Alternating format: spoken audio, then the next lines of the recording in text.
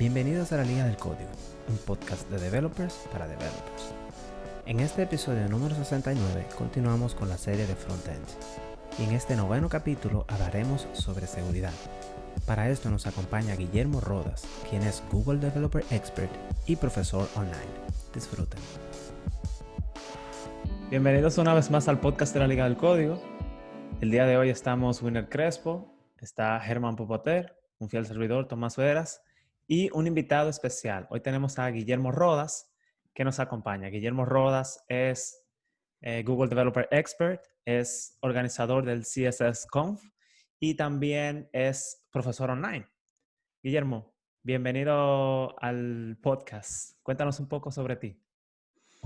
Muchas gracias, Tomás. Muchas gracias por invitarme a este espacio.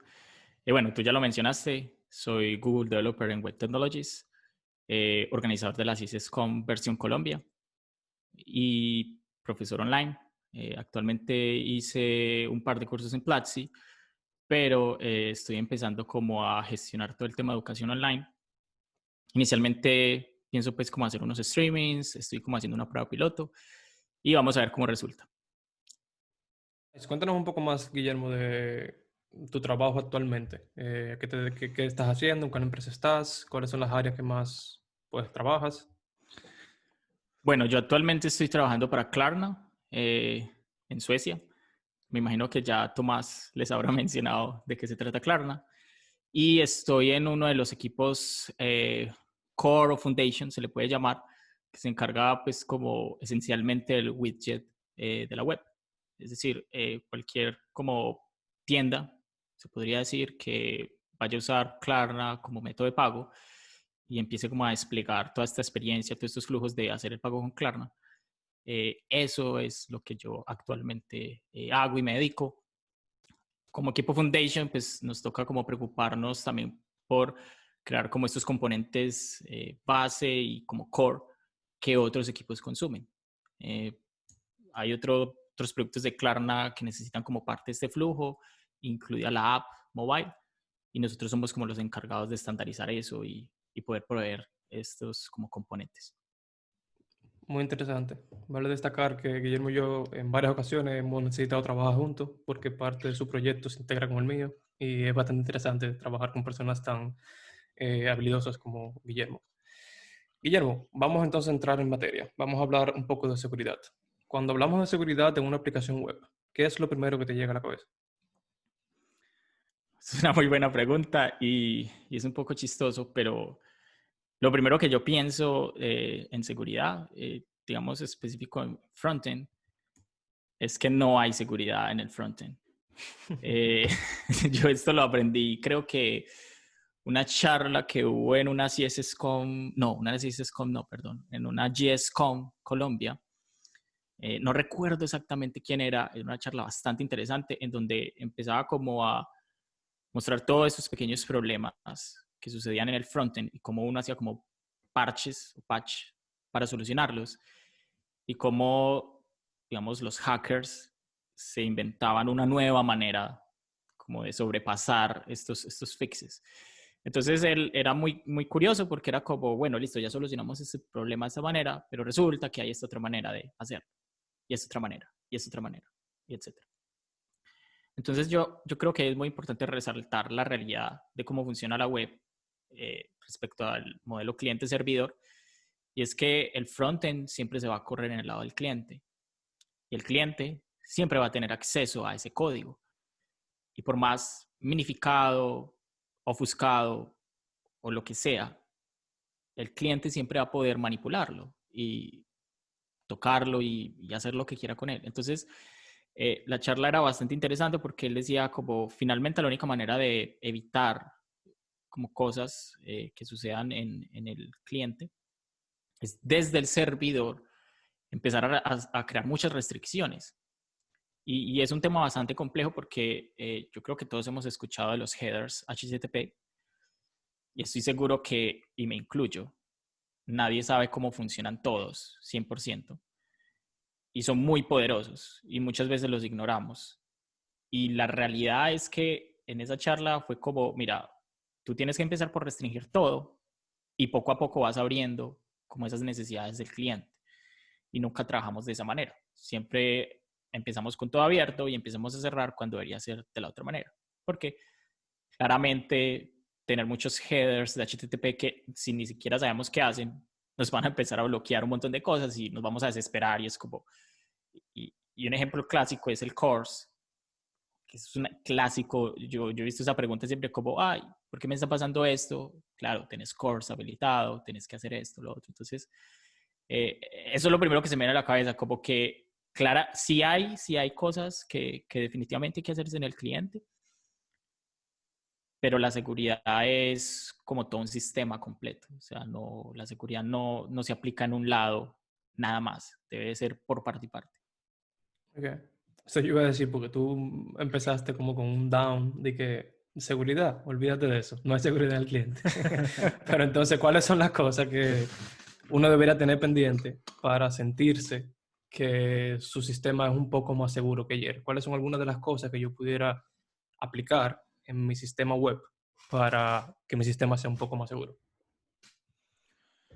Bueno, como lo mencionaba, yo creo que hay que tener claridad de cómo va a funcionar tu sistema, a qué, digamos, otro sistema se va a integrar, porque eso nos va a decir qué tan abierto o cerrado lo vamos a dejar, ¿cierto? Es decir, qué dominio nos va a consumir, también qué manipulación desde el cliente nos pueden hacer.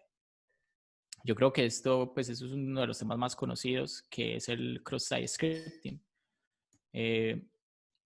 Casualmente leía pues, hace poco que cross-site scripting quizás es un mal nombre.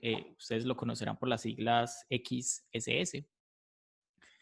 Y es un mal nombre porque cross-site scripting no deja de ser un tipo de injection, que injection es como el top 1. Si no estoy mal, es el top 1, el top 2. No estoy seguro en este momento. Creo que sí, es el 1. Según el proyecto OWASP, que es Open Web Security Application Project, que es un proyecto web open source en donde se encargan como de analizar todo este tema de vulnerabilidades en la web en general, no importa si frontend, si es backend. Injection definitivamente, creo que muchos han escuchado de SQL Injection, pero hay muchos tipos de injection. Entonces, cross-site scripting es simplemente como JavaScript Injection. Uno lo podría como traducir así, no es el nombre oficial, es como podría decirse una opinión personal, pero realmente es eso. Entonces, cuando tú le abres puertas a tus usuarios de que puedan inyectar código, ¿cierto? Claramente uno no dispone de eso, pues dependiendo del tipo de aplicación, pero muchas veces es un campo de texto que se puede prestar para inyectar código malicioso. Y creo que hay varias técnicas, hay muchas técnicas, y volvemos a lo mismo, como que las personas son muy inteligentes, los hackers, que les vamos a llamar hackers como a estas personas que tienen malas intenciones, porque creo que también está un poco, el término está un poco como mal usado, porque bueno, en mis épocas por allá, bueno, yo creo que les puedo contar un poquito. Yo tengo como acceso al código desde el colegio, es decir, como desde los 14 años más o menos. No programaba profesionalmente, pero tuve la oportunidad. Y de hecho yo me adentré al código porque yo hacía scripting. Scripting es como un tipo de ataque, de malware, que es basado en modificar scripts. Por allá en esa época yo jugaba un juego, pues más que un juego era como un chat. Yo creo que muchos lo habrán escuchado, Habbo Hotel. Sí, claro. Y a mí me encantaba, sí, me encantaba. Y resulta que es curioso cómo uno hacía cosas tan increíbles y yo entendía pequeñas cosas de cómo funciona la web sin saber nada, porque yo en ese momento me soñaba con montar una página web, pero no tenía ni idea. Y el scripting que yo hacía era cositas, hacía inyección como de scripts y no era como que generara, como no sé, créditos gratis o cosas así, pero eran pequeños trucos. Entonces había uno que me acuerdo mucho que había una máquina, haz de cuenta como una expendedora de gaseosa, refresco. Y no recuerdo cuál era la bebida en este punto, pero supongamos que es una Fanta. Creo que Fanta es conocida internacionalmente. Entonces, como esa máquina no existía realmente en el juego, al menos en la versión de España, que era la versión que yo jugaba, que el juego pues tenía como diferentes localidades, era como ilegal beber una Fanta dentro del juego. Pero entonces, ¿cómo podía yo tener una Fanta dentro del juego? Entonces, haciendo un scripting del cliente, desde el lado del cliente, como que sumoneaba o hacía aparecer una máquina dispensadora de Fantas. Oh, wow. Y eso estaba en el cliente, ¿cierto? Nadie más lo veía, porque como chat se imaginarán que protocolo cliente-servidor, todos se conectan como a un servidor que está centralizado, y yo lo estaba ejecutando desde el cliente. Hagamos de cuenta que es front-end, pero eso incluso usaba Flash por debajo. Entonces yo inyectaba esa máquina expendedora de Fanta. Entonces cuando con el muñequito de Jabo, con el usuario, hacía como doble clic para que me diera la Fanta, eso generaba una petición al servidor real, usando un dispositivo de cliente falso. Y yo creo que acabamos de abordar otro tema, por eso yo digo que es muy curioso como ese análisis que yo hacía en ese momento, porque claro, si yo emulo cosas falsas en el cliente que puedan hacer peticiones reales a un servidor, me dan una respuesta real del servidor. Entonces inmediatamente me da una Fanta y esa Fanta sí la veía todo el mundo. Entonces ellos se sentían seguros porque tú no tenías posibilidad, entre comillas, de tener la máquina de refrescos. Pero en el momento que tú la creaste desde el cliente, la petición era totalmente válida. Exacto. Y de hecho yo creo que hay algo que es se me olvida el nombre, Cross Forgery Attack. No estoy seguro exactamente, es como CSRF. Uno reconoce todas estas cosas más que todo por las iniciales Sí. y por las siglas. Y es muy parecido. Es algo como muy parecido. Es como que desde un cliente hacemos el ataque, incluso todo el tema de Cross Origin Policy. A nosotros nos bloquea de no leer, pero no nos bloquea de hacer requests.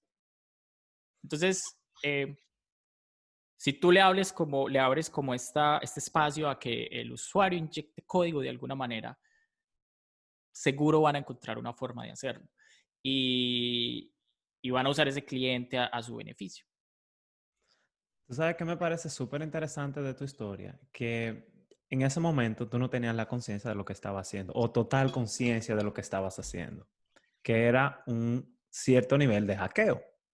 Y pasa mucho que sin darnos cuenta, a veces por pura curiosidad, nosotros nos ponemos a buscar interioridades dentro de una aplicación y encontramos vulnerabilidades sin darnos cuenta. Quiero mencionar un ejemplo que me diste de una situación que te pasó, Guillermo, cuando estabas probando una aplicación que utilizaba un token y notaste que fue curioso que además del JWT token, estaban pasando un ID. Y tú dijiste, pero como que, qué raro que me están pasando el ID por separado. ¿Tú pudieras compartir esa historia con nosotros en el podcast? Claro. Bueno, antes de trabajar en Klarna, yo trabajé casi 3 años en una compañía que se llama OutZero. Y OutZero se dedica a ofrecer un servicio que es toda la administración de registro, pues todo el sistema de login, de autenticación de aplicaciones. Súper bueno, yo lo recomiendo porque creo que es una de las cosas que más cuesta a la hora de uno sacar un producto. Y si tú quieres sacar un MVP rápido, te ahorras como la mitad de tu trabajo. Y gracias digamos, a esa experiencia aprendí mucho sobre el tema de los JSON Web Tokens, porque es el corazón de Open Authorization 2.0. Bueno, sí, creo que fue en 2.0 que introdujeron los JSON Web Tokens. No recuerdo si en la versión 1. No la estudié porque creo que ya salió la versión 2 y uno se apega como al último protocolo que sale. Entonces, siempre que yo tengo la oportunidad de ver si están implementando Open Authorization o OpenID Connect, que es Open Authorization, como usar el mismo protocolo, pero para el tema de autenticación. Porque creo que hay una diferencia y no quiero adentrarme mucho porque no está muy asociado como al tema de seguridad, sino que es la diferencia entre autorización y autenticación. Hay una diferencia muy grande ahí. Pero eso me hizo como que no, me generó como una awareness de, hey, vamos a ver si las aplicaciones están implementando bien el uso de los JSON Web Tokens. Además porque es súper controversial. Hay gente que está totalmente en contra de usar JSON Web Tokens, dice que no es seguro, que usen cookies, que usen otros sistemas. Y yo he leído mucho al respecto. Yo he leído mucho al respecto porque precisamente uno de los cursos que di fue precisamente de Open Authorization. Entonces, obviamente, yo también estudio, repaso, entiendo y leí un artículo, creo que son como 2 posts de alguien que explica por qué es malo. Y no es que sea malo, o sea, yo creo que cada quien tiene sus opiniones y yo creo que todos estamos muy de acuerdo en que cada herramienta como a su propósito, ¿cierto? Hay herramientas que definitivamente son muy buenas para X cosa, pero para Y no. Entonces, teniendo como todo este conocimiento, yo siempre soy como, bueno, vamos a ver si lo están usando bien, porque claramente eso es importante, ¿cierto? La seguridad, la web es importante para todos. Y sabiendo que es un protocolo abierto, yo creo que es responsabilidad de los que sabemos cómo funciona, asegurarnos que lo estén implementando bien. Porque muchas veces esos huecos de seguridad es por malas implementaciones, no porque el protocolo esté roto o el protocolo sea malo, como muchos pueden señalar. Y claro, yo vi que estaban haciendo, era una página yo tomo muchos cursos porque a mí me gusta estudiar todo el tiempo, y en una de estas tantas páginas de cursos que hay, me di cuenta que el request para obtener la información del usuario autenticado no solo pedía un JSON Web Token, sino un ID de usuario. Entonces yo quería hacer como la malicia, yo como que bueno, vamos a modificar el JSON Web Token. Me di cuenta que en el payload del JSON Web Token tenía también el ID del usuario. Y para los que no saben qué es un JSON Web Token, es un token especial casi en formato JSON que consta de 3 partes.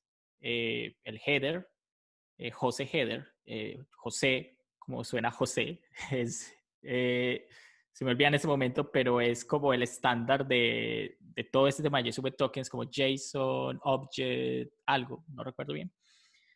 Dice qué tipo de token es y digamos qué algoritmo de encriptación se usó para la firma, porque los JSON Web Tokens pueden ser firmados o pueden ser encriptados, ¿cierto? Hay 2 tipos de JSON Web Token. Entonces, está el header, está el payload. El payload es un JSON normal que tiene clave valor y tiene contenido. Es un payload. Es muy importante saber que ahí no se debe poner información sensible porque cualquiera lo puede leer. Un JSON Web Token está codificado. Y finalmente está la firma como la firma también de encriptación, ¿cierto? Que esta es la que se encarga de verificar que el JSON es válido. Está bien hecho. Entonces, si yo modifico el JSON Web Token, y muchos pensarán, bueno, pero si yo lo puedo leer, lo puedo modificar y ya está. Pero no es tan así. La forma como está construido el JSON Web Token es que si tú lo modificas, como tú no puedes crear la misma firma porque tú no tienes la llave privada para saber cómo firmarlo, no va a hacer match. Entonces, cuando se haga una verificación desde el servidor, porque aquí tiene que hacerse una verificación como desde el servidor, hay maneras de hacerlo desde el cliente, es posible, pero de nuevo, ahí está el truco. Desde el cliente cualquiera puede modificar el código. Entonces, quizás haya propósitos para hacerlo, pero no es como lo más correcto. Entonces yo dije, no, quizás modifico el payload, le cambio el user ID y quién sabe si están verificando la firma, porque eso es un error que pasa mucho. Crean JSON Web Tokens y no verifican si la firma está correcta, y ese es el primer paso que uno debe aplicar un JSON Web Token. Sin embargo, yo no tuve la necesidad de hacer eso y yo simplemente, por cosas de la vida, como que, bueno, ¿y qué pasa si mando un ID de un tercero, de otro usuario? Y a lo que yo mando el request con ese JSON Web Token mío, de mi sesión, y el ID del tercer usuario, me volvió toda la información de ese otro usuario. Yo quedé como, wow. y yo aquí quiero decir algo muy importante, y es que muchas veces la seguridad no es de implementar el mejor protocolo, implementar el mejor framework. Muchas veces la lógica de negocio que está mal manejada. Y yo acabo de complementar con otra historia, y es que en una de las empresas que trabajaba teníamos un software que era multi-tenant, es decir, había muchas compañías, era un software as a service.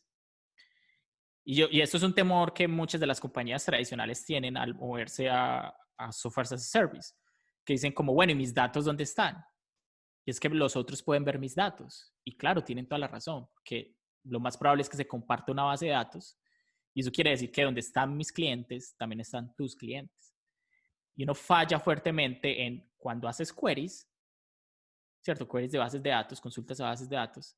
Siempre tienes que verificar que las relaciones de tu lógica de negocio, porque esto no es ningún framework de seguridad ni nada, sino que es tu lógica de negocio quien dicta quién le pertenece a quién. Asegurar que tú haces esas comprobaciones.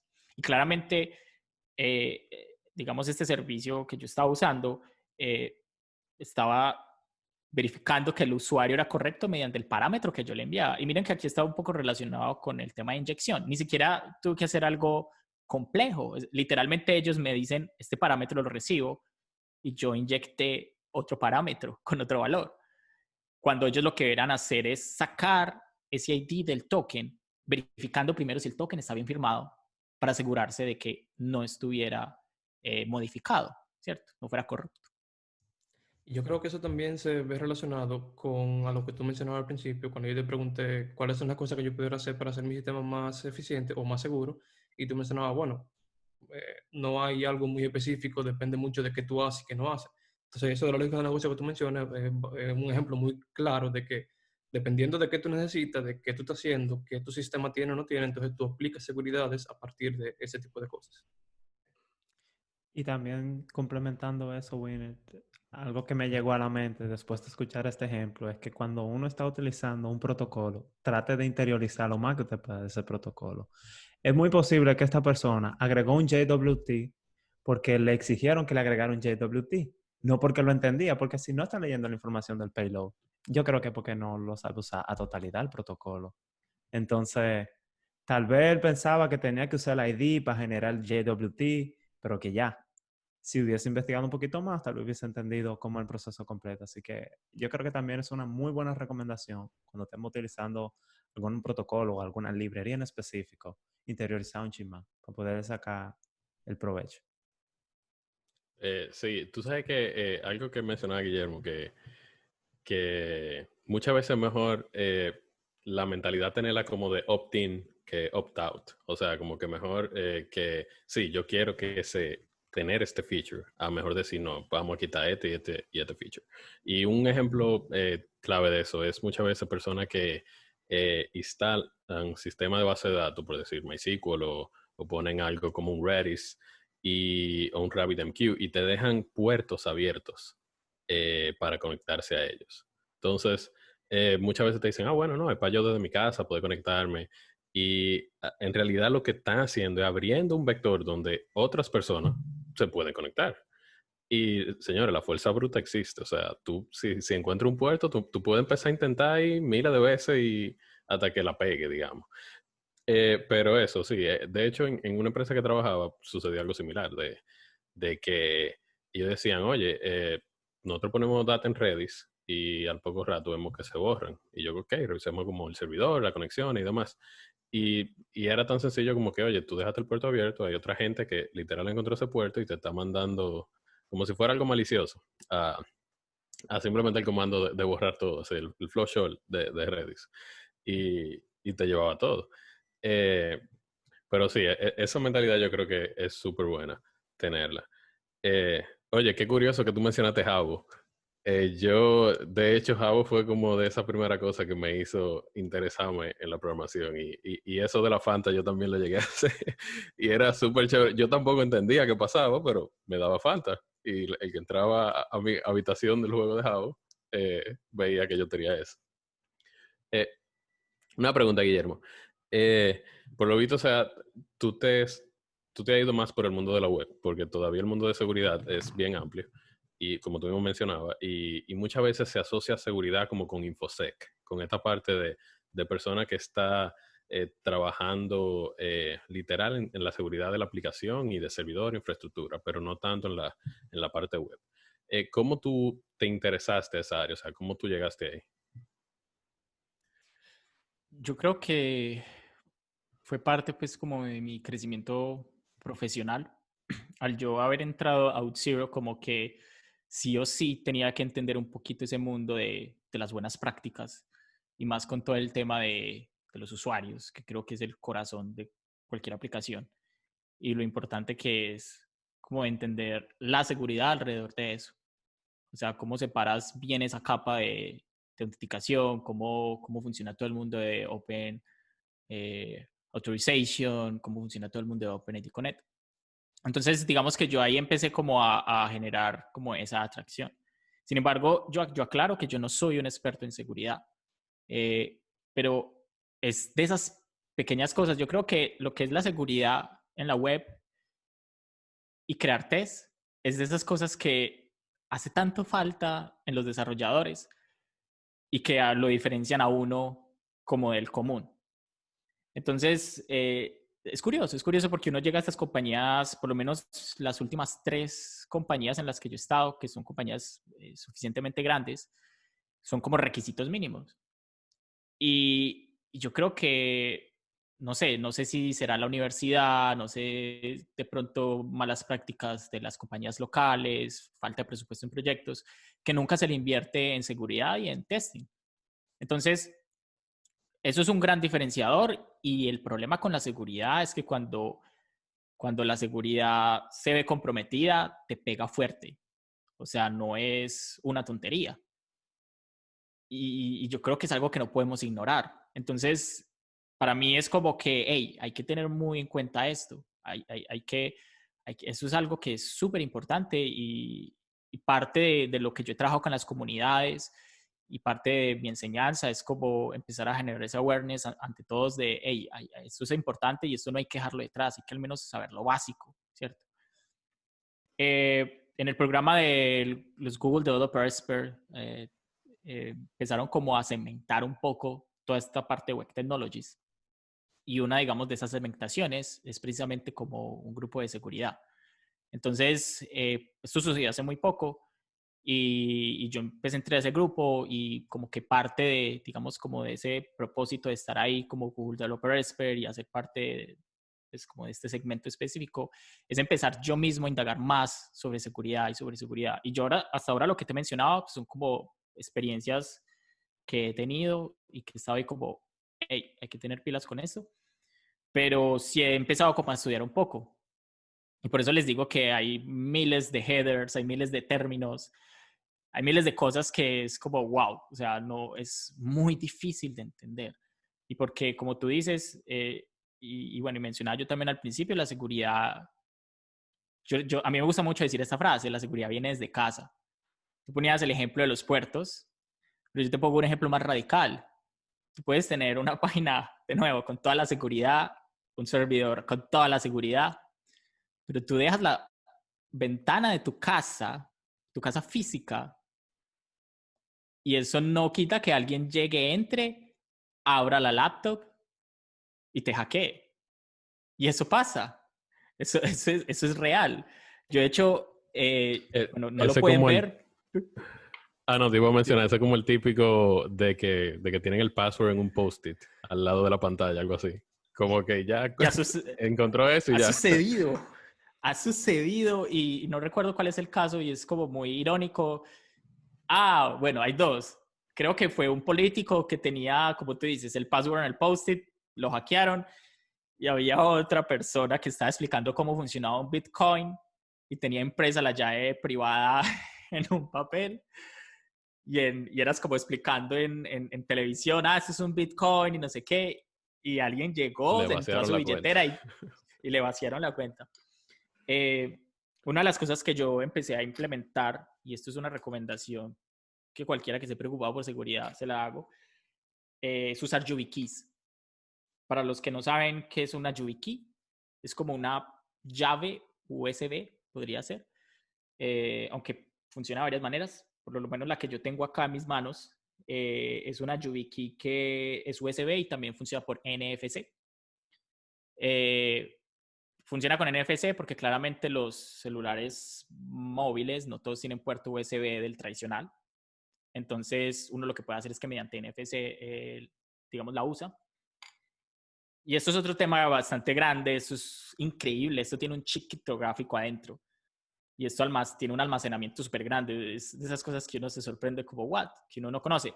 Y esto, por ejemplo, yo lo tengo para mis cuentas principales, entonces, y bueno, y no todas las cuentas lo soportan. Entonces, no solo es ingresar, digamos, mi usuario y contraseña, sino que como método de multifactor authentication o autenticación en 2, 3, 4 pasos, podría ser, pero lo más común en 2 pasos, también me requiere la YubiKey. Muchos de ustedes de pronto lo han activado con un mensaje de texto o usando una aplicación que le genera un código. El problema, y de pronto yo creo que es bueno resaltar esto, es que tanto los mensajes de texto, incluso esos códigos, han tenido vulnerabilidades. Porque como todo eso viaja por una red, igual hay ataques como el típico ataque de man in the middle, en donde es alguien que está como interceptando tu, digamos, como tu transferencia de comunicación, ¿cierto? Tus mensajes. Entonces, Especialmente los mensajes de texto, que son texto plano. Es exacto. simplemente Sí, captar el eso, mensaje y punto.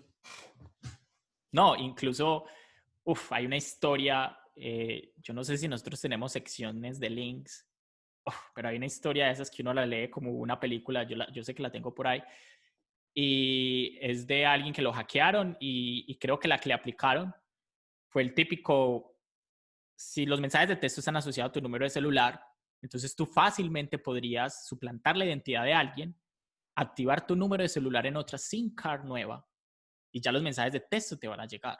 Y por eso es que la autenticación de 2 pasos en mensajes de texto no es muy segura, porque ahí volvemos a lo mismo, la seguridad empieza desde casa. Entonces, si me pueden hackear mi SIM card, ¿de qué sirve toda esa seguridad? Entonces, la YubiKey es un dispositivo físico, o sea, solo si tú tienes acceso al físico en tu momento. Y de nuevo, como todo este tema criptográfico sucede dentro de la YubiKey, no hay manera como ¿cierto?, de romperlo. Sí han habido unas vulnerabilidades, pero afortunadamente esas empresas son súper responsables y creo que yo tenía una de las llaves que tenía un protocolo que estaba vulnerable y inmediatamente te la cambian, tú simplemente actualizas tu YubiKey. Yo también tengo una Titan de Google, que es como un par de llaves que son súper wow. Desafortunadamente la versión USB tiene una vulnerabilidad, pero como la compré en Estados Unidos, es todo un cuento que me manden la llave, entonces cuando tenga un viaje a Estados Unidos haré el cambio. Pero sí, es de las formas seguras y no solo las YubiKey, sino cualquier encriptación que suceda como también en el dispositivo físico. Windows, creo que Windows soporta las máquinas que tienen Windows, no sé exactamente qué máquinas, pero sé que, por ejemplo, los Pixel, de los Pixel 3 hacia arriba, ellos también tienen un chip criptográfico. Es decir, cualquier máquina que tenga un chip criptográfico tiene esa misma tecnología como una YubiKey y es lo más seguro hasta el momento. Sí, tú sabes que yo también tengo un YubiKey aquí, pero yo tengo el nano, el pequeñito, el USB-C. Okay. Que de hecho tiene, o sea, funciona, digamos, tocándolo y tiene un segundo toque que es sosteniéndolo por 3 segundos. Y yo utilizo ese para un poco como de security by obscurity. O sea, digamos, el que me coge el YubiKey va a ser el primer toque. No va a pensar que está el segundo toque. Pero bueno, eso que tú dices, varias partes. Lo del SMS, otra cosa por lo que no es tan seguro, es lo mismo que tú dices de implementación. O sea, existen bases de datos de SMS. O sea, hay gente que tiene una antena escuchando SMS todo el tiempo. Y literal, me llega un mini mensaje en mi celular y yo sé que lo que llegó por ahí no es seguro. Alguien lo puede escuchar y lo tiene en una base de datos. ¿Qué sucede? Que si alguien eventualmente, 2 meses después, entra en una de esas bases de datos, conoce mi número de teléfono, ve todos mis mini mensajes y encuentra uno de esos códigos, viene el tema de implementación. ¿Qué tal si una de esas personas utiliza ese código de hace 2 meses y todavía funciona en la aplicación web? O sea, como que no se invalida. Que puede pasar porque somos programadores, pueden pasar cosas. Quizás escribiendo un test, eso no pasa, que también Guillermo mencionaba que no hace falta eso. Dime, Tomás, ¿te iba a decir algo? El del password recovery. Tal El link cual. del password recovery. Eso, mi hermano, no en todos los sitios que se invalidan. Yo le he Exacto, sí. dado al password recovery a correo que tiene muchísimo tiempo en mi bandeja. Y literal funciona. te permite que lo cambie y otra gente toma control de tu cuenta. Sí. Sí, acabo de destacar algo, tanto como los YubiKey, como los Two-Factor Authentication, te agregan no solo un layer de protección, también te agregan un layer más como de resistencia para usar algo. O sea, dígase que el mismo hecho de tú tener que usarlo, tú dices como que, ahora tengo que buscar este código en tal sitio. Pero es el trade-off al final del día, esa es la ventaja. O sea, perdón, esa es como la única desventaja de poder tener ese extra layer de seguridad. Y iba a decir otra cosa. Diantre, se me olvidó. Pero bueno, si me acuerdo lo digo ahorita. Ahora que ustedes mencionan lo del Two-Factor Authentication, me acordaron a un video que lo voy a poner en los link, en el link de la descripción del episodio. Es de Tom Scott, que él, yo no sé si lo han visto a él, que él ha aparecido varias veces en el canal de Computer File y creo que el de Math File también. Tom Scott tiene en su canal un video que explica, o por lo menos que da muy buenas razones de por qué utilizar el Two-Factor Authentication y por qué funciona. Así que eso se lo voy a dejar en la descripción. Lo último que iba a mencionar ahorita, que muchas veces tú quieres utilizar esa tecnología para cuidarte y no está implementada en el servicio que tú quieres utilizar. Dígase, tú tienes el YubiKey, tú tienes tu aplicación de Google Authenticator, tú vas a tu banco y dices, ok, agrega tu FA, no veo, ok, no tienen tu FA. O sea el que tiene mi password y user ya tiene acceso a todas mis cuentas. Y eso en realidad es triste. Gracias que existen servicios como LastPass o OnePassword que te permiten generar como estos passwords gigantes que tú no tienes que recordar. Pero fuera de eso, o sea, yo siento igual que es muy inseguro. Al momento de desarrollar software, también tenemos la vulnerabilidad en un sentido, que por el otro lado es un beneficio, de utilizar código de otras personas o utilizar diferentes sistemas para desarrollar nuestros propios sistemas. Y voy a empezar el tema dando un ejemplo de algo que nos pasó a Tomás y a mí cuando trabajábamos en una empresa llamada Mercofat hace un tiempo, que un día nosotros teníamos el site informativo, era una página de Joomla, y después teníamos el sistema per se, que lo estábamos desarrollando nosotros con .NET. Y un día amanecimos con una tienda china en la página principal de Mercofat. Y nosotros, what the fuck? Al final del día, luego de mucha investigación, el problema es que teníamos una versión muy vieja de Joomla, que tenía sus vulnerabilidades, obviamente, y nosotros nunca lo utilizamos. Entonces, esos chinos se aprovecharon de nosotros. Y esa es la historia de cómo yo aprendí WordPress en un mes. No, como en 2 semanas ya yo estaba haciendo WordPress. No, tú sabes que ese también como el problema más grande que tiene como WordPress y cosas así, que una gente lo instala y dice, ah, perfecto, ya lo tengo, listo. Pero viene y luego y le instala 15 plugins. Pero ¿qué sucede con los 15 plugins? Que salen versiones nuevas de WordPress con arreglo de seguridad, pero los plugins no te dejan actualizarlas, porque si actualizo WordPress se rompen los plugins. Entonces la gente está como esa resistencia, no, es que mi web, hasta que de repente, tienda Le china. dan en la madre. O no sé. Ya lo Pero saben. Sí, no te vayas tan o se lejos. la Yo creo cambia que totalmente. eso no es solamente un problema de ese tipo de sistemas, porque al final del día, ¿cuántos paquetes de NPM nosotros tenemos en nuestro cliente o en nuestro servidor? Y si no le hacemos una actualización con frecuencia, es muy probable que nos pase exactamente lo mismo. Y qué bueno que ustedes mencionan eso, porque si tú haces el sencillo ejercicio de ver cuánto pesa el folder de tu proyecto y de comparar cuánto pesan los archivos que tú hiciste, manuales, tu código, tú te vas a dar cuenta que el porcentaje de tu código dentro de una aplicación web, una aplicación moderna que use React, que use Node, etcétera, que son un montón de librerías, tú vas a ver que es un 1%, con suerte. Entonces, hay cosas que se encargan de darte hints que también, o por lo menos cuando tú estás en la zona roja con el tema de seguridad. Por ejemplo, GitHub te hace alertas cuando tú tienes vulnerabilidades que ya son públicas, que ya tienen un tiempo siendo públicas, que tú deberías de abordar. Ellos te lo ponen en la modalidad de sugerencia, pero de que tú entras a tu proyecto, tú ves el mensaje arriba. Y lo mismo hacen la gente de NPM con el comando npm audit. No sé si Yarn ya lo tiene, pero es saludable de vez en cuando hacer un npm audit y de verificar en GitHub lo de las vulnerabilidades. Para actualizar la librería vieja, por lo menos. Incluso hay servicios como Snake que hacen eso por ti. Y es súper fácil, es solo suscribirte, tú le dices qué repositorios quieres que revise por ti. Y él está constantemente enviándote una alerta semanal, diaria, de cuáles paquetes tiene vulnerabilidades y qué paquetes, y bueno, y en qué versión se corrigen, o dónde está el patch, o qué es lo que hay que hacer. Y eso es Y súper yo importante. lo agrego también a tu CI para que cada vez que tú hagas un pull request, tú te asegures que lo que sea que tú introdujiste no tiene una vulnerabilidad en una de tus dependencias.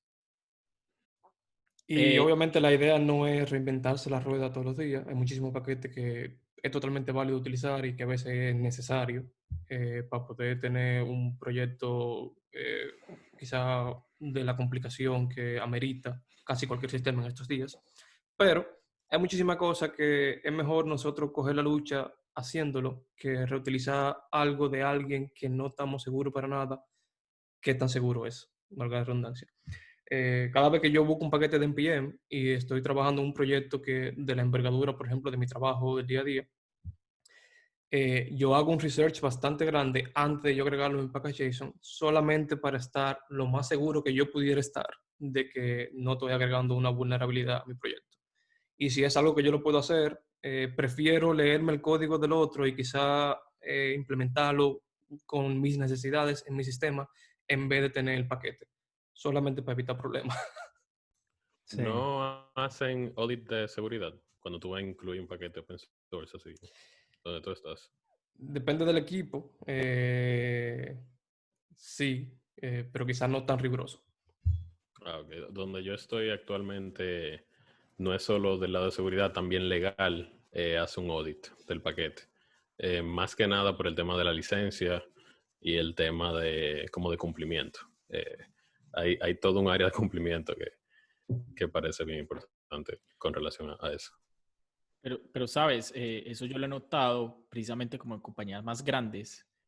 Uno le enseñan a programar y uno dice, sí, aprende Lodash, aprende jQuery, aprende React, aprende X, aprende Y, aprende Moment. Y uno cuando entra a compañías grandes se da cuenta que todo eso casi que siempre se desprecia, precisamente por los problemas no solo de seguridad, problemas de licencia, problemas de mantenimiento y problemas de peso, porque esas librerías son tan, no sé, a modo general, que como pretenden solucionar tantos problemas, también hace que tu código sea muy pesado y tengas un código necesario. Entonces, como decía Winner, o sea, a veces es mejor solo como copiar ese pedacito, entender qué estás haciendo, porque sí, ciegamente usamos una librería, no sabes qué hace, y ya ha pasado que alguien con malas intenciones, yo creo que hace poco sucedió, cogió una librería que no estaba mantenida, no sé, estaba un poco desactualizada, hizo unos cuantos pull requests a otros proyectos, le copió al autor, le dijo, hey, quisiera mantener tu proyecto, le dijo, sí, dale, no hay problema, te doy permisos, e inyectó un código malicioso. Sí. Irónicamente, al parecer era muy mal programador, no recuerdo cuál era el bug, pero tenía un bug en su código y gracias a eso, en vez de inyectar su código malicioso, simplemente rompió un montón de builds, se dieron cuenta que había pasado y no supieron nunca cuál era el hackeo porque apuntaba como un Pastebin, no recuerdo cómo es la página. Es una página que tú puedes pegar un código, bueno, un texto cifrado. Entonces hacía un eval de ese código cifrado, entonces nunca se supo qué hacía. Pero es delicado, es como por un tercero y hubiera hackeado miles de librerías. O sea, era una librería que la dependía, creo que Webpack, Babel, y es súper, súper complejo. Ese iba a ser un ataque, de ser exitoso, sí iba a ser un ataque bien grande. Sí. Hay otra cosa que me gustaría resaltar, precisamente lo que hablaba Herman, de estas páginas que no implementaban multifactor authentication ni nada de esas cosas. Y son estas páginas que no tienen HTTPS. Yo también ya hace mucho tiempo desconocía cuál era la razón de HTTP versus HTTPS. Creo que hace muchos años uno solo veía HTTPS en los bancos, pero ahora HTTPS es el recomendado, o sea, tiene que ser por defecto. Desafortunadamente no es tan fácil, porque si lo miras desde cierto punto, sí es muy fácil implementar HTTPS, pero digamos que tienes que hacer pasos extra para implementarlo. Entonces muchos sitios aún no cumplen como con ese requisito. ¿Y cuál es la realidad del HTTPS? El HTTPS te protege de que te hagan un ataque de man in the middle, en donde alguien que tenga acceso a tu red puede escuchar qué es lo que estás compartiendo con el servidor. Si ustedes se meten a un sitio web que tiene un formulario de login y no es HTTPS, les cuento que están exponiendo su usuario y contraseña al mundo exterior. Entonces, cualquier página que no tenga HTTPS en su formulario de login es, como yo le digo, doble estrella satánica. O sea, no, ese sitio no merece ser consumido. Es muy delicado, y más porque nosotros, y de nuevo, desde este como digamos, consejo de la seguridad empieza desde casa, muchos tenemos el vicio de reutilizar nuestros passwords. Entonces, el problema no es que hackeen ese sitio en específico, el problema es que ese password es tu password de tu cuenta bancaria, de tu email, de tus redes sociales, y eso es un problema. Y ahí quiero hacer un pequeño paréntesis, y no me acuerdo del dicho, pero es un dicho bien conocido, y es que tu password debe ser como tu ropa interior, ¿cierto? Hay que cambiarla frecuentemente, no hay que dejarla en vista de los demás, y no recuerdo cuál es el tercer punto, pero ahí se los dejo de tarea para que lo averigüen. Entonces, ¿cómo funciona HTTPS? Lo que hace es que genera una conexión encriptada. Es bastante complejo. Yo, la verdad, no sé explicarlo con mis palabras porque podría decirles acá muy por encima cómo funciona. Tú creas como una encriptación asimétrica con el servidor, es decir, comparten una llave pública, una llave privada, y a partir de ahí los mensajes que viajan del cliente al servidor van encriptados. O sea, si alguien los intercepta, no va a entender qué dicen. Y por eso es la importancia de que esas páginas tengan HTTPS, al menos las páginas donde tú haces login. Pero hay una página muy, muy buena que lo explica mediante un cómic, que a mí me encanta porque ellos tienen otra versión de cómo funciona Muy DNS. bueno.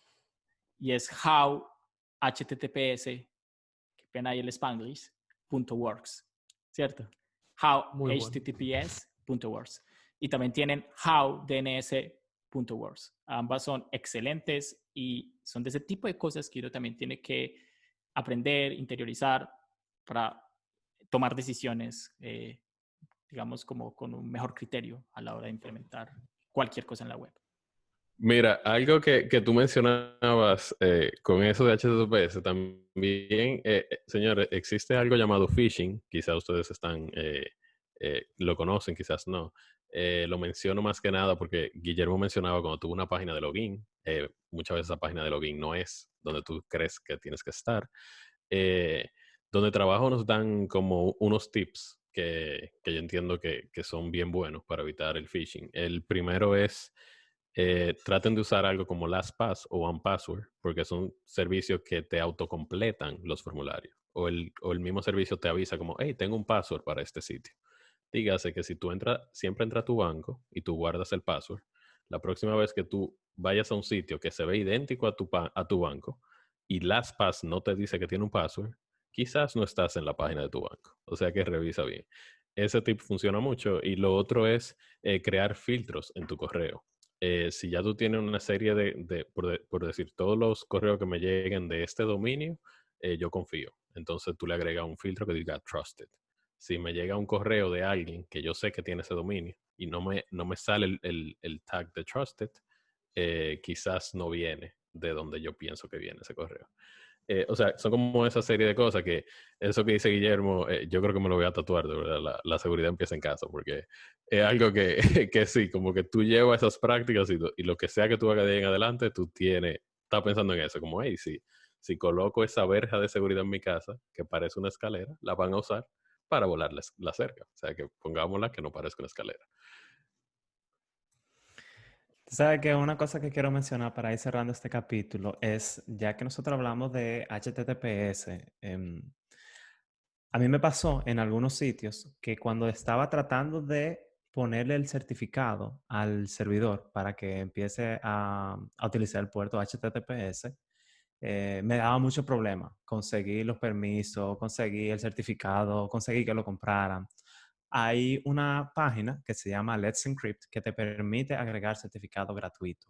Y no solamente agregarlo gratuito en tu servidor. Tú lo puedes automatizar con un bot que ellos tienen, se llama Servbot. Tú solo instalas tu servidor y el Servbot se encarga cada 6 meses de buscarte un certificado nuevo. Es decir, si usted no tiene su página con HTTPS es porque no ha hecho la diligencia. Ya sale hasta gratis y es súper fácil de implementar. Se encarga de hacerlo solo prácticamente y tienen un montón de opciones. Tú nada más le pones el servidor que tú estás usando y, o sea, el tipo de servidor y el servicio que tú estás brindando ahí y él se encarga de eso.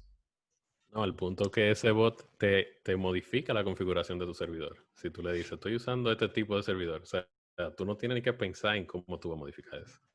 Y te manda un correo cuando se está venciendo, si no lo pudo actualizar. También. Eso es una cosa genial.